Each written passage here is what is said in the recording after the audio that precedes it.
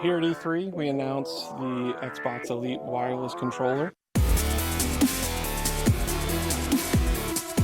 What we did was we took the basic controller we have today, added on to it, and improved it.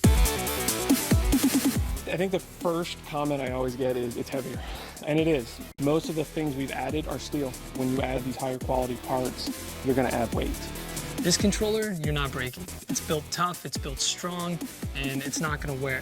Going back to when we were working with pros and top level gamers, people that put in the serious hours, one of the biggest complaints is there's a wear out issue. When I was competing, I would go through a controller every 3 months. The wear and tear from the analog sticks would just make your controller really grind around the edges. So your analog stick wouldn't be able to have that smooth transition when you're aiming at someone. What we did was we actually inserted this low friction material into the top housing that when mixed with the steel, you get almost no wear. The feel is a buttery smooth feel.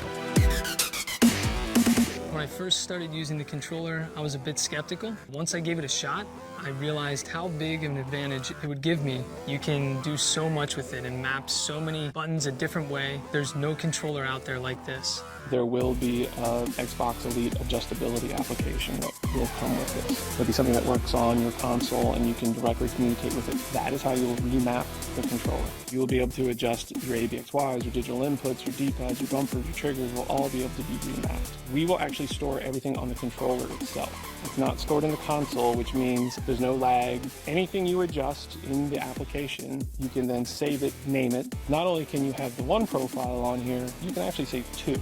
You can have one called Halo Run and Gun and one called Halo Warthog. You simply move the key the other direction within a single duty cycle, which means instantaneously or faster than you can move the switch. It'll already move over the new key mapping, zero lag. As soon as you're out of the Warthog, pop it back over, you're back to running again. When we started this, we started from day one, going to actual top leaderboard people's houses, did interviews, watched them play, record them, asked them how they would use it. Then we actually went to the pros. We said, what would you do? What would improve your game? What would take it to the next level? There's a lot of variety. You're not told this is the only way you can do it. Even with the paddles, there's elongated paddles that you can use. The idea of having paddles is you want to keep your grip where it is, specifically your thumbs. You know, in most games we're playing today, you're using both thumbsticks and you never want to take them off.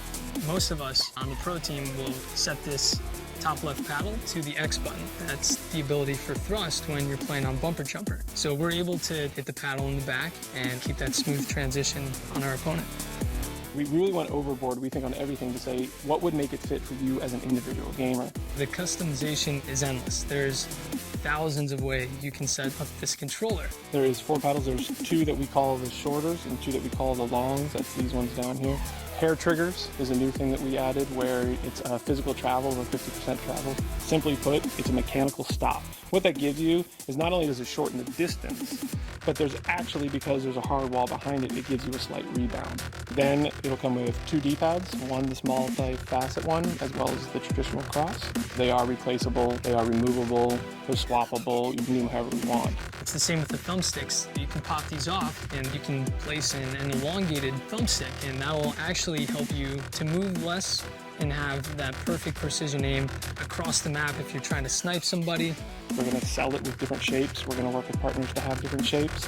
It does work the same way they always have, which means you still have a digital input, full analog movement. You're letting yourself tweak it just a little bit to give you that edge so you feel better, you play better. If you take a great piece of equipment, you tailor it just slightly for your individual needs versus the mass needs, you can now take your game to your personal next level. Anyone can benefit from that. You don't have to just be a professional gamer. However, there is a growing market for esports. There is a growing market for competitive play. What we built here, we believe can do both. We're really, really excited to launch this. I think from day one, ground up, we designed this with the pros and the aspirational esport enthusiasts in mind. It's not about how Microsoft or Xbox is telling you how to play. It's not how a game title is telling you how to play. It's customizable to the way you want it, for the way you play.